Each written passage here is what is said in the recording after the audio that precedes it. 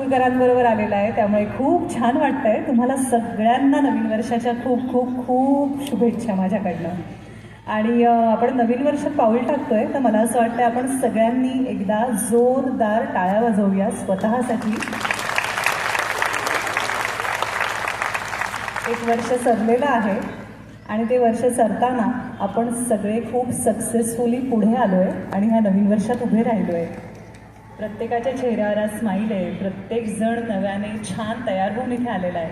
मला इतकं छान वाटतं आहे आणि मला वाटतं हा आपल्या सगळ्यांचाही विजय आहे की आपण प्रत्येक सरता दिवस पुढे जात असतो, वर्ष सरत जातात आणि खूप नव्या जोमाने आपण दरवर्षी नवीन वर्षाचं स्वागत करायला उभे राहतो. जसे आज आपण आहोत, आज आपण एकमेकांबरोबर उभे आहोत. छान वाटतं इथे येऊन. आणि नवीन वर्षाच्या शुभेच्छा तर मी दिलेल्या आहेतच, पण काही गोष्टी आपण प्रत्येकजण म्हणत असतो, नवीन वर्षाचं रेझोल्युशन काय करायचं आहे, नवीन वर्षात काय नवीन संकल्प केला जाईल.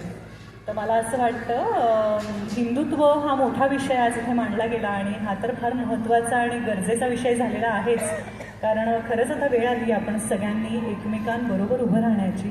एक मोठं कुटुंब आहोत आपण सगळे. आपण हिंदू या धर्माखालीच एकत्र आल्यानंतर आपण एक फार मोठं कुटुंब म्हणून आपण एकत्र आलेलो आहोत.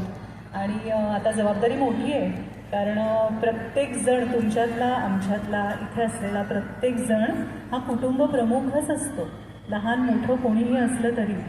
आणि आपली सगळ्यात मोठी जबाबदारी ना स्वतःकडेही असते, कारण आपण स्वतःची जर तब्येत सांभाळू शकलो, स्वतःला नीट ठेवू शकलो, तर आपण आपल्या घराला सांभाळू शकतो.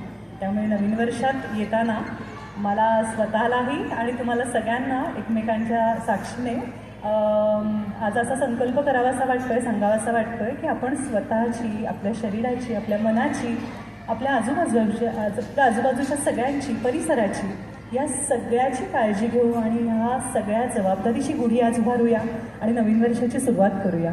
त्यामुळे तुम्हाला सगळ्यांना गुढीपाडव्याच्या खूप खूप खूप शुभेच्छा. आणि हे वर्ष आपल्या सगळ्यांना खूप सुखाचं, समाधानाचं, समृद्धीचं आणि सगळ्यात महत्त्वाचं म्हणजे शांत झोपेचं निरोगी जावं. पुन्हा एकदा शुभेच्छा. थँक्यू.